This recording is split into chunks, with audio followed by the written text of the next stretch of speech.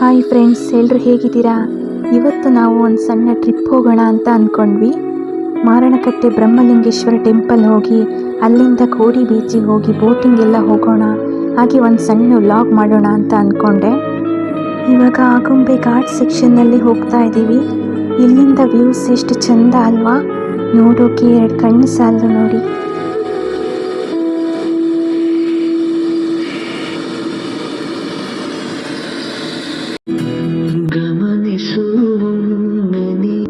Maranakatte Brahmalingeshwara temple ಬಂದೇ ಬಿಟ್ವಿ. ಈ ದೇವರು ತುಂಬ ಪವರ್ಫುಲ್ ಅಂತ ಹೇಳ್ತಾರೆ. ಇಲ್ಲಿ ಹರಕೆಗಳನ್ನು ಹೇಳ್ಕೊಳ್ತಾರೆ.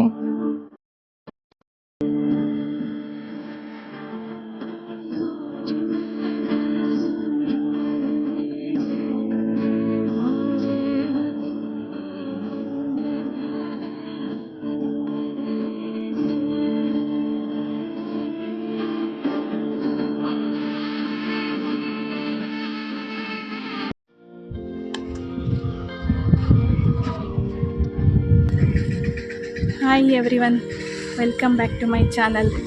ಇವತ್ತು ನಾವು ಬ್ರಹ್ಮಲಿಂಗೇಶ್ವರ ದೇವಸ್ಥಾನ ಹೊರಟಿದ್ವಿ. ದೇವಸ್ಥಾನ ಎಲ್ಲ ಮುಗಿಸ್ಕೊಂಡು, ಅಲ್ಲಿ ದರ್ಶನ ಎಲ್ಲ ಮುಗಿಸ್ಕೊಂಡು ಇವಾಗ ಕುಂದಾಪುರ ಬಂದಿದ್ದೀವಿ.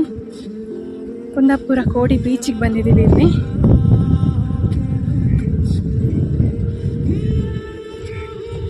ನೋಡಿ ಫ್ರೆಂಡ್ಸ್.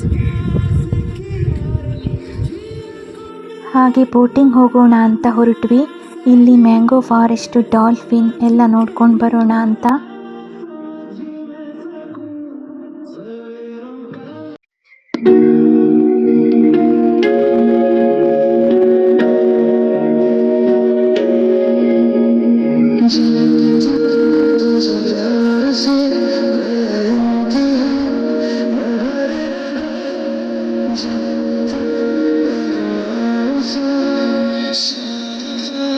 ನಾನಂತೂ ಬೋಟ್ ಹತ್ತು ಕುತ್ಕೊಂಡ್ಬಿಟ್ಟಿದ್ದೀನಿ, ಏನಾದರೂ ಆಗಲಿ ಅಂತ.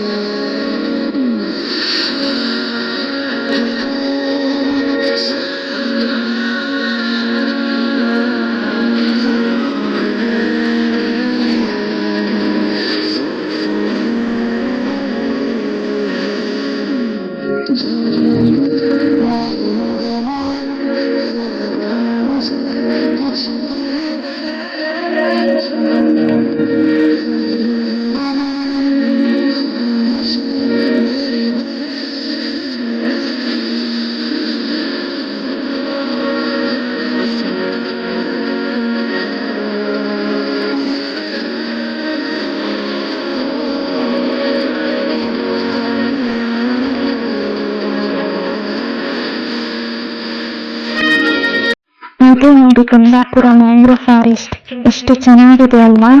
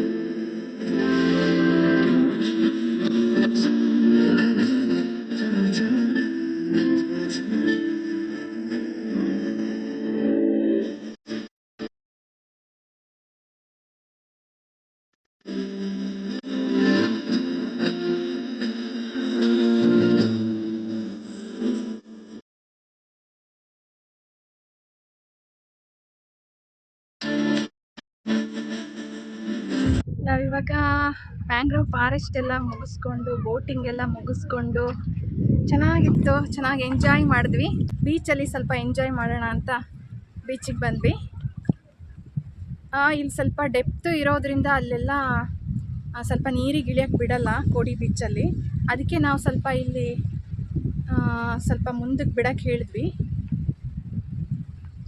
ಇಲ್ಲಾದರೆ ಸ್ವಲ್ಪ ಆಟ ಆಡ್ಬೋದು, ಅಷ್ಟೊಂದೇನು ಡೆಪ್ತ್ ಇಲ್ಲ ಅಂತ ಹೇಳಿದ್ರು. ಅಪ್ಪ ಮಗ ಇಬ್ಬರು ಹೋಗ್ತಾ ಇದ್ದಾರೆ ನೀರಲ್ಲಿ, ಮುಂದಕ್ಕೆ ಹೋಗ್ಬಿಟ್ಟಿದ್ದಾರೆ. ಇವಾಗ ನಾನು ಹೋಗ್ಬೇಕಷ್ಟೆ. ಒಳ್ಳೆ ಮಜಾ ಮಾಡ್ಕೊಂಡು ಹೋಗ್ತಾ ಇದ್ದಾರೆ ಇಬ್ಬರು. ಎಲ್ಲಿ ಹೋದ್ರು? ಅಲ್ಲಿ ನೋಡಿ ಫ್ರೆಂಡ್ಸ್, ಅಷ್ಟು ದೂರ ಹೋಗಿದ್ದಾರೆ. ಇವಾಗ ನಾನು ಹೋಗಬೇಕು. ನಾನು ಸ್ವಲ್ಪ ನೀರಿಗೆಲ್ಲ ಇಳಿದು ಎಂಜಾಯ್ ಮಾಡೋಣ ಅಂತ ಅಂದ್ಕೊಂಡಿದ್ದೀನಿ. ತುಂಬ ಟೈಮ್ ಆಗಿತ್ತು, ಬೀಚಿಗೆ ಬರ್ದೇ 1 ವರ್ಷ ಆಗಿತ್ತು. ಓಕೆ ಫ್ರೆಂಡ್ಸ್, ಬನ್ನಿ ನಮ್ಮ ಜೊತೆ ಬೀಚಿಗೆ ಇಳಿಯೋಣ, ಮಜಾ ಮಾಡೋಣ.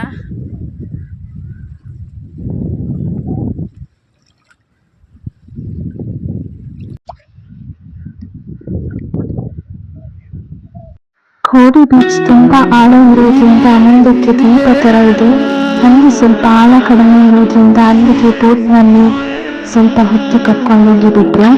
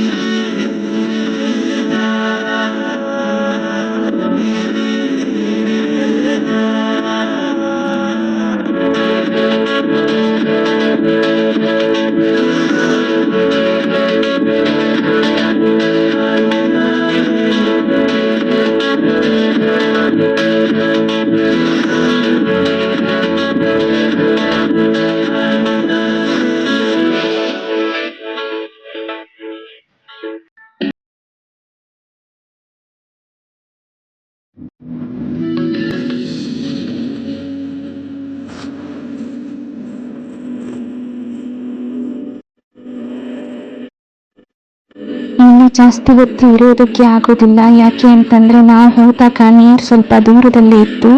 2 ಅವರ್ಸ್ಗೆ ದ್ವೀಪ ಫುಲ್ಲು ಕವರ್ ಆಗ್ತಾ ನೀರು ಮೇಲಕ್ಕೆ ಬಂದಿತ್ತು. ಸಂಜೆ ಆಗ್ತಾ ಆಗ್ತಾ ನೀರು ಮೇಲಕ್ಕೆ ಬಂದ್ಬಿಡುತ್ತೆ ಇಲ್ಲಿ. ಹಾಗಾಗಿ ಬೋಟ್ ಮತ್ತೆ ಬಂದು ಕರ್ಕೊಂಡು ಹೋದ್ರು ನಮ್ಮನ್ನು.